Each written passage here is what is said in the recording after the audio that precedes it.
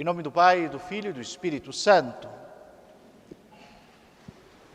Caríssimos fiéis, esse domingo de Pentecostes nos traz a meditação da graça do Espírito Santo, comunicado à Igreja 50 dias depois do domingo de Páscoa.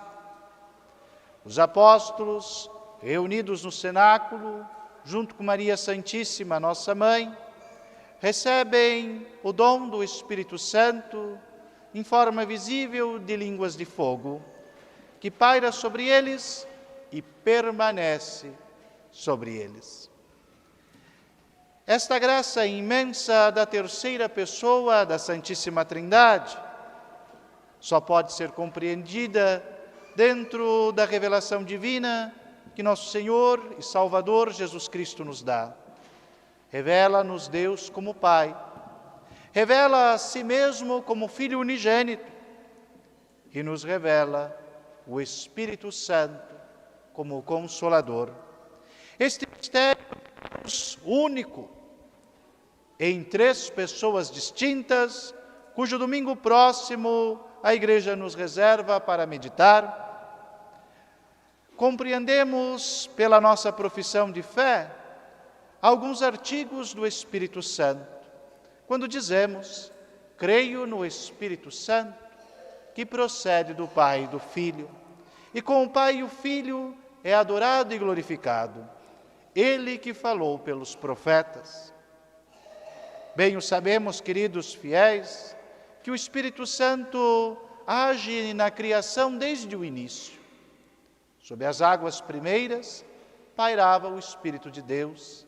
E é o Espírito que chama aquilo que não existia a existir, o que não tinha vida a viver. É o Espírito que suscita toda a criação. Mas por que hoje, neste Pentecostes, de modo particular se diz que o Espírito Santo vem? Pois sempre pairou na criação. É que agora a inabitação do Espírito Santo está reservada à criatura redimida, ao ser humano redimido por Cristo, configurado a Cristo, que se torna santuário do Espírito Santo. O Espírito vem para fazer de nós outros Cristos, participantes na vida de Cristo. Bem o sabemos que a pessoa de nosso Senhor, em sua humanidade, sempre esteve em plena comunhão com o Espírito Santo, pois a Trindade Santíssima não se separa jamais, age sempre junta no mesmo amor. Mas e nós, criatura humana, redimida por Cristo no sacramento da cruz, redimida por Cristo e adotada como Filho de Deus no sacramento do batismo, esta pessoa humana agora recebe a habitação do Espírito Santo em si, que age em si, que transforma toda a sua vida, que lhe dá a capacidade de vida sobrenatural, divina e eterna. Ah, que coisa maravilhosa é esta! Tendo nos dado o sacramento de Cristo, também infunde em nossa consciência, no mais íntimo de nosso ser, a vida mesma daquele que é o amor do Pai e do Filho, o amor intenso da Trindade que jorra para a sua obra, para a criação. Sendo derramado sobre toda a Igreja, santifica a Igreja, guia a Igreja, governa a Igreja. É Ele quem sempre conduz a Igreja a compreender mais plenamente a única e mesma revelação que nosso Senhor e Salvador nos deu. Pois o Cristo não deixou nada faltando na revelação divina. Comunicou-a toda, sem reserva. Tudo o que ouvi do meu Pai, vos dei a conhecer. Vai nos dizer o Senhor. Porém nos adverte, por enquanto, não sois capazes de compreender. Mas quando vier o Paráclito, o Consolador, vos levará sempre mais a conhecer mais profundamente essa verdade, vos recordará tudo, aquilo que ele mesmo nos ensinara em sua divina doutrina.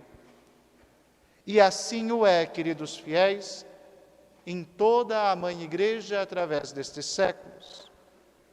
É o Espírito Santo quem transformou pessoalmente cada um dos apóstolos. Tomemos o exemplo de São Pedro. Que maravilha a obra do Espírito Santo no príncipe dos apóstolos.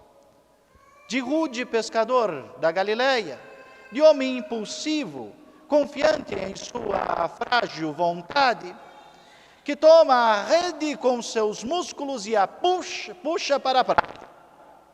Aquele mesmo Pedro, que no Jardim das Oliveiras, tomado de furor para defender a Cristo, nosso Senhor, vai dizer: morrerei por ti, Senhor. E recebendo a advertência divina, cumpre aquilo que o próprio Redentor havia dito: ainda hoje me negarás 3 vezes. E vai dizer a uma criada, a uma serva que guarda a porta, a uma mexeriqueira: nem conheço esse tal Jesus.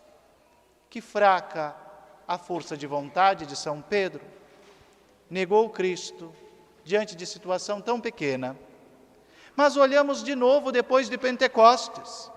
É o mesmo Pedro, o mesmo que antes tinha tanta força em sua própria vontade. Agora, dotado de uma força sobrenatural, não vacila. Não diante da serva do sumo sacerdote, mas diante do próprio sumo sacerdote. Vai lhes dizer: veja bem, se convém mais obedecer a Deus ou aos homens. Quanto a nós, não podemos negar. Este Jesus que vós crucificastes é o Cristo Senhor. Que transformação, que mudança. Graça sobrenatural acontece no príncipe dos apóstolos e em toda a igreja. Olhemos, queridos fiéis, que o Espírito Santo conduza a igreja ao conhecimento mais profundo da verdade, governando-a e chamando-a à luz da compreensão, servindo-se através desses séculos de tantos instrumentos seus. Pensemos, se São Pedro precisou dizer a este Jesus de Nazaré é o Cristo, quase 300 anos depois, São Leão Magno precisará dizer que esta única pessoa de Cristo é todo Deus e todo homem. Sua natureza humana não é uma humanidade elevada, sua divindade não é uma divindade diminuída, mas é perfeito Deus e perfeito homem, habitando uma única e mesma pessoa. Que mistério maior, pois é preciso combater as heresias que seguem depois, para que aquela mesma e única verdade, a revelada por Cristo, não fique confusa, nem distorcida, mas chegue à compreensão própria e triunfe sobre o erro, sobre a dúvida, sobre as fantasias humanas. É o Espírito Santo quem suscita um Santo Agostinho, um São Basílio Magno, um São Gregório. É o mesmo e único Espírito Santo que vai suscitar uma Teresa de Ávila ou uma Teresinha de Jesus. Cada um deles, instruídos na mesma e única doutrina apostólica, porém, aprofundando a verdade sempre mais, trazendo mais à luz, a clareza, diante das dúvidas e dos questionamentos, dando as razões da fé com clareza e com profundidade. Serve-se de instrumentos e por si mesmo governa toda a igreja.